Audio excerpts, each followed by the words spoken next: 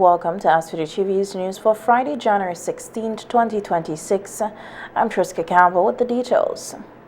St. Vincent and the Grenadines is among the more recent countries approached by the United States government to accept refugees and migrants, according to Deputy Prime Minister and Minister responsible for National Security and Immigration, Sinclair Leacock. Minister Leacock made the disclosure during a radio program yesterday, noting that no decision has yet been taken on the matter, as it requires a collective and carefully considered approach. He explained that the request was raised following Prime Minister Dr. Godwin Friday's participation in the Conference of Heads of Government held in St. Kitts, where the issue of migration and asylum seekers was discussed among regional leaders. Prime Minister just returned from a conference of heads of government this week in St. Lucia, and that subject was in the agenda. When he was there, his colleagues had already had that notification that we were being requested to receive refugees. And when asked, he honestly, correctly responded that we had not been asked since St. Vincent and the Grenadines. Now, it's not that he was thinking that God is of intention. It's just that he couldn't give an explanation for it. But within short time of his return to the Minister of Foreign Affairs, we had notification that we too were on the list of people who have been asked to do that. Now, that's going to be a very tough call for us. And we have, as a collective, and in the OECS, have to have a collective response. The Deputy Prime Minister emphasized that any response by St. Vincent and the Grenadines must be aligned with its regional partners, particularly with the Organization of Eastern Caribbean States, the OECS. He said a coordinated position is critical as SVG shares a common geographic and security space with neighboring countries, making unilateral decisions potentially impactful on the wider sub-region. If you are in an OECS country, you could move freely to one. It's essentially saying your problem is my problem because you can move. You came in through St. Kitts and there's nothing stopping to come. All right. So we have to have a collective response. So at the level of the heads of government, we are resolving how we'll deal with that. And we have to be responsibly deal with the United States of America and the State Department and all those things that are coming at us, right? But we cannot be on a radio station or in a public conversation that representing the point of view that we are laws and our islands or powers unto ourselves. We have to fully appreciate the dynamics of this relationship of living and dealing with a big brother in the United States of America and how we address those very, very serious challenges that infringe on our sovereignty. Minister Leacock further indicated that Prime Minister Dr. Godwin Friday is expected to address the matter publicly, placing it within the context of shifting global geopolitics, including increased migration pressures and evolving international relations. That increasingly so, the world is moving not just towards interdependence, but in some places, the dependent on is being amplified in a way that is disadvantageous to us living. But we have people who we have to give representation to. She's on all those steps now. And the Prime Minister and Cabinet will address that with colleagues across the region. To date, 6 CARICOM countries have reportedly agreed to accept asylum seekers from the United States who cannot be deported to their countries of origin. However, regional leaders continue to weigh humanitarian responsibilities against national capacity, security considerations, and economic implications. The government of St. Vincent and the Grenadines has not yet indicated when a final decision will be made. Meanwhile, the Deputy Prime Minister has clarified reports surrounding a recent announcement by the United States government regarding a pause on certain immigration visa processes. Speaking on the issue, Minister Leacock noted that approximately 75 countries, including St. Vincent and the Grenadines, were listed in the announcement. However, he emphasized that the measure does not mean a ban on travel to the United States. The minister explained that Vincentians can still travel to the United States as a pause applies to specific categories of immigration-related visas and administrative processing, rather than to all forms of entry. He said non-immigrant travel, such as tourism, business, and other short-term visits, continues under existing rules once individuals meet the necessary requirements. We understand it, subject to further clarification, which is coming through the Minister of Foreign Affairs and the Prime Minister. You notice I have my sequence always, is that it does not now affect people who want to go to America on vacation and regular business. The immigrant notice was for people who want to live in America. That's why it's called immigrant visa. And some people have given it a broad brush interpretation to mean that I can't get my visa to go to America. As I speak to you now, I'm of the understanding that that's not the case. You can proceed with your normal visa applications and requirements for doing that. And we really will be very disappointed if that was disrupted. Minister Leacock urged the public not to panic or misinterpret the announcement, adding that the government is closely monitoring developments and maintaining communication with U.S. authorities to fully understand the scope and implications of the policy. He also stressed the importance of relying on official information and advised anyone affected to seek guidance from the relevant authorities or the U.S. Embassy for clarification on their individual circumstances. The decline of the Bequia Easter Regatta was highlighted by Prime Minister Dr. Godwin Friday during the official launch of Sailing Week 2026 on Monday, as he called for renewed focus and collective action to restore the event's prominence.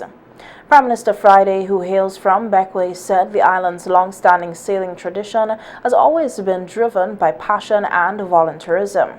He stressed the urgent need not only to revive the Bequia Easter Regatta, but to return it to its former glory and further enhance it, warning that failure to do so would leave St. Vincent and the Grenadines lagging behind other countries that are investing heavily in maritime and cultural tourism. This year should be better than last year, because let's face the fact, is that we are really coming back, trying to rebuild something that was much more vibrant, say 7-8 years ago. For whatever reason, we have lost that edge. But others are not standing and watching and saying, look, we're not going here, we're not going back, we're not going to St. Vincent for the regatta or whatever. They are taking advantage of our, in a sense, dropping the ball. And they will come into that niche. And when we try to get back to where we were, we will find that the way is much harder, because somebody else is there. So, this is a chance for us to try to accelerate the process, to go forward boldly, committed, knowing that we can do it because we have the ingredients, all the raw ingredients are here. We have the passion for sailing, we have the best sailing waters anywhere in the world, we have sponsors that are coming on board, and after today's event, I'm sure others will be calling you. The Prime Minister emphasized that his government is committed to working closely with community members, organizers, and other key stakeholders to strengthen sailing-related activities. He noted that Sailing Week and associated events play an important role in boosting tourism, economic activity, and livelihoods, particularly for residents of Bequia and the wider Grenadines. We are deeply committed to making this a premier event, not just here, but on a scale in the Caribbean. It's not a competition between us and them. The point of the matter is that when we gave you that comparison, or we gave you that commitment, it tells you that we are prepared to put in the investment. We're not a rich country, so don't expect that you're going to say, okay, your budget is 200 now, next year you're going to be 500. The point is that we'll find ways in which to use the resources that we have at our disposal, money and people and talents, bring them together to encourage the sponsors to see this not just as an investment for themselves, but sometimes it is an investment in the larger community to build something that is really distinctive and defining about who we are. That makes people look at us in a way that they treat us as special, because this is what you get when you come here. This is what you get when you come Vinci. But we have to work to make it happen. Culture doesn't just happen by itself. So we are delighted to be here and to be. Dr. Friday also underscored the need to refocus on the traditional double-ender boat races, which he described as the hallmark of Bequa's sailing heritage. He noted that these races are what originally distinguished Bequia on the regional sailing calendar and should remain central to the regatta's identity. That really drives it. If we don't have that, all you have is people coming and partying and then leaving, and it could collapse very easily. When you talk about the double-ender boats, you know, people would come and they would talk about the yachts coming and so forth, and that's a very critical part of the regatta, especially the tourism component. But here, the double-ender boat is really the heart and the soul of the regatta. It's a special component of it, and so it has to be encouraged and promoted. There was a time when fellas just took their fishing boats or the whaling boats and they raced. Now they're building them from keel up, especially to race in these events. So the notion that you'll have one race a year, you know, it kind of negates that kind of investment. So I could understand the drive to have 2 and 3 and more competition. What I'm saying is this, is that we have a product that has a natural connection, not just with Bequia, but St. Vincent and the Grenadines. We have the best sailing waters anywhere in the world. In addition, the Prime Minister said there must be a better balance and improved coordination of onshore activities, ensuring that entertainment, vending, and cultural showcases are more streamlined and complement the on-the-water events. Sailing Week 2026 is scheduled to run for 9 days from March 29th to April 6th, 2026, and is expected to draw sailors, visitors, and spectators from across the region and beyond. St. Vincent and the Grenadines was among 6 Eastern Caribbean countries included in the regional cancer study conducted by the Caribbean Society for Evidence-Based Medicine and Development of Clinical Practice. The study revealed that breast cancer remains the leading cancer diagnosis in St. Vincent and the Grenadines. However, researchers express growing concern about cervical cancer, which continues to show an upward trend in the country.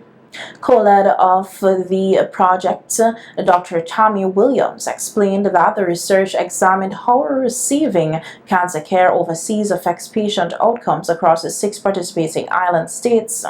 She noted that while breast cancer remains the most common, the rising increase of cervical cancer must be urgently addressed.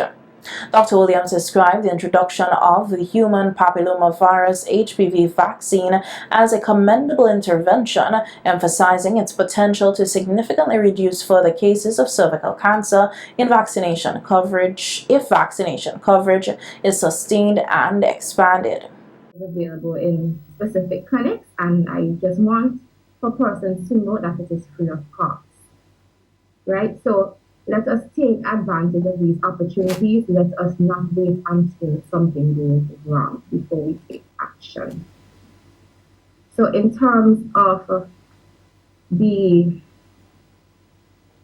different types of screening modalities from 21 to 30, you can either do a HPV testing separate, you can do, which would be done every 5 years, you can do a pap smear every 3 years, or you can do an HPV, a hybrid of HPV and pap smear testing every 5 years. Despite this progress, Dr. Williams cautioned that current statistics indicate cervical cancer rates remain on the rise, highlighting the need for increased screening, public education, and early detection efforts. Cancer incidence in SVG. This is a graph representing incidence from 2020 to 2024, and as we can see depicted here, the incidence in 2024 is 4.7 and in 2020 is 2.2. This information was from the Ministry of Health.